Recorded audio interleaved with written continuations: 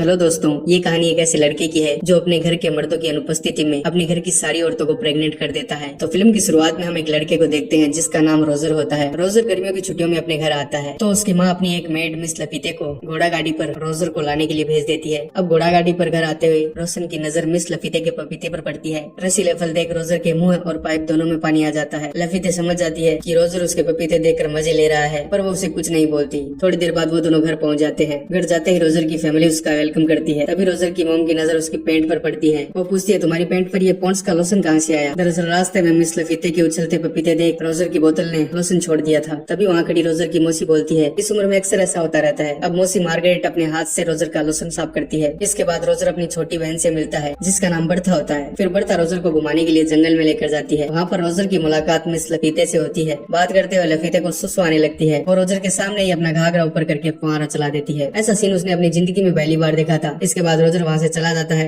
अब रोजर जंगल में अकेला घूम रहा होता है, पर तभी अचानक रोजर का पैर फिसल जाता है और वह झाड़ियों में जाकर गिरता है। अब उसे किसी लड़की के हंसने की आवाज सुनाई देती है। वो आवाज का पीछा करता है तो उसे एक पैर हिलता दिखाई देता है। अब वो जल्दी से वहाँ जाता है और देखता है कि उसी के घर के दो नौकर एक दूसरे की पानी निकालने में मदद कर रहे थे। तभी मेड उर्सुला की नजर रोजर पर पड़ती है। वो उसे देख मुस्कुराने लगती है। रोजर ऐसी मदद भी पहली बार देख रहा था और वो उसे देखते हुए एंजॉय भी कर रहा था। तभी उसे काला कोबरा दिख जाता है। वो तुरंत वहाँ से भाग जाता है। रात को रोजर अपनी फैमिली के साथ डिनर करता है और फिर सोने के लिए चला जाता है। वो सोने ही वाला होता है कि तभी उसे अपने कमरे के बाहर बर्तनों की खड़खड़ाहट सुनाई देती है। रोजर देखता है उसकी एक नौकरानी हेलन दरवाजे से आधी बाहर निकली हुई थी और पीछे वाले भाग में खुदाई चल रही थी। थोड़ी देर में मजदूर अपने कपड़े ठीक करके वहाँ से चली जाती है। यहाँ रोजर का ब्लैक मामा भी झाड़ू करने लगता है और वो अपनी भावनाओं पर काबू करता है और सोने के लिए चला जाता है। रोजर जैसे ही बेड पर बैठता है तभी उसके बिस्तर से उसकी छोटी बहन बर्था निकलती है। फिर बातों ही बातों में बर्था उसे अपनी मौसी मार्गरेट के बारे में बताती है। बर्था कहती है, सुना है कि उन्हें मर्दों से डर लगता है। फिर अगले दिन बर्था रोशन को नदी के किनारे लेकर जाती है। यहाँ उनके घर की सभी नौकरानियां बैठी होती है जो नहाते हुए अपने सारे सिगरेट शेयर करती है। रोजर और बर्था पेड़ के पीछे छुपकर उनकी सारी बातें सुन रहे थे। तभी वहाँ दूसरे किनारे पर 3 आदमी आ जाते हैं। वह भी उन्हीं के घर के नौकर होते हैं। वो तीनों उन्हीं के सामने सुसु करने लगते हैं और नदी के दूसरे किनारे बैठी उन मेड्स को अपने जहरीले कोबराज दिखाते हैं। यहाँ उर्सुला भी बदले में अपना घाघरा ऊपर करके पिछवाड़ा दिखा देती है। ये सब रोजर पेड़ के पीछे छुपकर देख रहा था। इसके बाद हम देखते हैं कि रोजर की बड़ी बहन अपने पापा के साथ घर पर आती है। घर के सभी लोग उसका वेलकम करते हैं। एलिसा एक एक करके घर के सभी मेंबर से गले मिलती है और जब रोजर की बारी आती है तो वो उसे सिर्फ हेलो कहकर अंदर चली जाती है। अब रोजर को हेलो में मजा नहीं आता, उसे भी गले मिलना था। तभी रोजर की छोटी बहन उसके पास आती है और उसको अपने साथ चर्च लेकर जाती है। फिर वह चर्च की छत पर बैठकर उसकी मौसी की बातें सुनते हैं जो कि आज चर्च में फादर के सामने अपने पापों का कन्फेशन करने आई थी। फिर मार्गरेट फादर को बोलती है कि फादर, मेरे से बहुत बड़ा पाप हो गया है। मैं अपने ही नेफ्यू रोजर से प्यार करने लगी हूँ और सपने में कई बार मैंने उसके पाइथन को अपनी गुफा में महसूस किया है। यह सब बातें ऊपर बैठा रोजर सुन रहा होता है। रोजर को यह सुन बहुत अच्छा लगता है, नहीं तो घर की सारी औरतों को नौकर ही पानी पिला रहे थे। छत कच्ची होने के कारण टूट जाती है और रोजर नीचे आ गिरता है। इसके बाद पादरी और मार्गरेट रोजर को अपने साथ घर लेकर जाते हैं और उसकी माँ को सारी बातें बताते हैं। फिर रोजर की माँ पादरी से पूछती है क्या किया जाए। इस पर पादरी कहता है पिछवाड़ा सुझा दिया जाए। यह शुभ काम करने का मौका मार्गरेट को दिया जाता है। पहले तो वो मना करती है और रोजर की माँ के फोर्स करने पर वह ऐसा करने के लिए तैयार हो जाती है और रोजर के पिछवाड़े पर 10 बार जोर से फटके लगाती है जिससे उसका पिछवाड़ा लाल हो जाता है। आज रात रोजर बेड पर उल्टा होकर सो रहा था क्योंकि उसके दोनों खरबूजे लाल थे। तभी उसे कमरे के बाहर बर्तनों की खड़खड़ाहट फिर से सुनाई देती है। रोजर वही सीन फिर से देखता है कि कोई हेलन को पीछे से हिला रहा है। वो मजदूर अपना खुदाई का काम पूरा होते ही गायब हो जाता है। इस कलाकार का चेहरा रोजर आज भी नहीं देख पाता। वहाँ पर मिस्टर फ्रैंक भी खड़े होते हैं जो हेलन को देख एंजॉय कर रहे थे। थोड़ी देर बाद रोजर के पास उर्सुला आती है। वो उसे बोलती है कि आज की पिटाई से तुम्हें खूब दर्द हो रहा होगा और मैं तुम्हारे पिछवाड़े पर बाम लगा देती हूँ। वो कहता है बाम नहीं, मुझे नाम चाहिए, वो भी उस मेहनती मजदूर का जो गुमनाम होकर भी अपना काम कर जाता है। उर्सुला बताती है कि इस महान पुरुष को आज तक किसी ने नहीं देखा। अब रोजर सोचता है यहाँ कोई किसी न किसी की ठुकाई कर रहा है, पर साला मेरा दिन कब आएगा। फिर उसे याद आता है कि हेलन की ठुकाई तो मिस्टर फ्रैंक भी देख रहे थे। अब वह मिस्टर फ्रैंक से मिलने ऊपर जाता है। मिस्टर फ्रैंक अपनी पैंट में हाथ डालकर दूरबीन से आसमान में कुछ देख रहे थे। रोजर को वहाँ देख मिस्टर फ्रैंक घबरा जाते हैं और वहाँ से भाग जाते हैं। उनके जाते ही रोजर दूरबीन से देखने की कोशिश करता है। वो उसमें जबरदस्त ठुकाई होते देखता है। यहाँ रोजर को पता चल जाता है कि मिस्टर फ्रैंक में भी ठरक कूट कूट कर भरी है। अब वहाँ उसे एक छोटी सी डायरी मिलती है जिसका नाम था कहानियां घपाघप की। इस डायरी में कहानियों के साथ साथ सांपों और गुफाओं के चित्र भी थे। अब वो वहाँ से जा रहा होता है तभी उसे अपनी माँ की दर्द भरी आवाजें सुनाई देती है। वो ये नजारा देखने की पूरी कोशिश करता है और तभी उसकी बहन का मंगेतर रोनाल्ड उसे पकड़ लेता है। रोजर अब रोनाल्ड से विनती करता है कि तुम मेरे पेरेंट्स को कुछ मत बताना, तुम जो बोलोगे मैं वो करूंगा। अब रोनाल्ड भी इस मौके का पूरा फायदा उठाता है और रोजर से अपनी कार साफ करवाता है। इसके बाद रोजर अकेले में जाकर तबेले में उस डायरी के सहारे हाथ गाड़ी स्टार्ट करता है। तभी वहाँ एक नौकर आ जाता है। रोजर उसे देख छिप जाता है। थोड़ी देर बाद हेलन वहाँ मुर्गियों को दाना डालने के लिए आती है। नौकर मदद करने के बहाने हेलन को खिड़की में फंसा देता है और फिर पीछे जाकर उसके मजे लेने लगता है। हेलन वहाँ रोजर को देख उसे हेल्प करने को बोलती है। अब रोजर जल्दी से हेलन की मदद करने के लिए आता है लेकिन वो उसे 2 मिनट रुकने का कहती है। इससे रोजर समझ जाता है कि एला अंदर जाते ही इनके मन में भी लड्डू फूटता है। ये सब औरतें केवल रोकने की एक्टिंग करती है। अब रोजर सांप की प्रजाति देखने बाहर जाता है, लेकिन तब तक देर हो चुकी थी। सांप अपना जहर छोड़कर जा चुका था। इसके बाद रोजर अपने घर के अंदर आता है। वहाँ पर उसकी बड़ी बहन एलिस और उसका मंगेतर रोनाल्ड बैठे होते हैं। रोनाल्ड रोजर को देख अपने जूते साफ करने को बोलता है, बट रोजर उसे मना कर देता है। इस पर रोनाल्ड गुस्सा हो जाता है और रोजर की माँ को उस रात की सारी बातें बता देता है। रोजर की मम्मी यह सारी बातें सुनकर कहती है कि मेरी दोनों बेटियां बहुत अच्छी है और मैंने उन्हें बहुत अच्छे संस्कार दिए हैं, पर यह ठरकी पता नहीं कहाँ से पैदा हो गया। फिर रोजर की मॉम उसे बाहर जाने को कहती है। बाहर जाने से पहले रोजर रोनाल्ड को सबक सिखाने के लिए अपनी डायरी को एलिसा की डायरी से एक्सचेंज कर लेता है। अब वो देखता है कि एलिसा उस किताब को पढ़कर बहुत मजे ले रही है। यह देख रोजर को भी बहुत तेज चुल मचती है। अब अगर उसे गपागप नहीं मिला तो आज उसका छोटा चेतन पेट में ही फांसी खा लेगा। वो अपनी आग बुझाने के लिए उर्सुला के पास जाता है और उसे पीछे से पकड़ लेता है। वो सोचती है घर का कोई नौकर है, तो वो उसके सर पर प्लेट फोड़ देती है। फिर वो देखती है यह तो अपना छोटा मालिक है, तो वह उसे गुफा खोदने की स्वीकृति दे देती है। तभी वहाँ एक मोटी मेड आ जाती है। अपना हीरो उसे देखते ही वहाँ से भाग जाता है। आज तो उसकी जान जा रही थी। तभी अचानक उसे मिस लपीते की याद आती है। रोजर को पता था कि कोई दे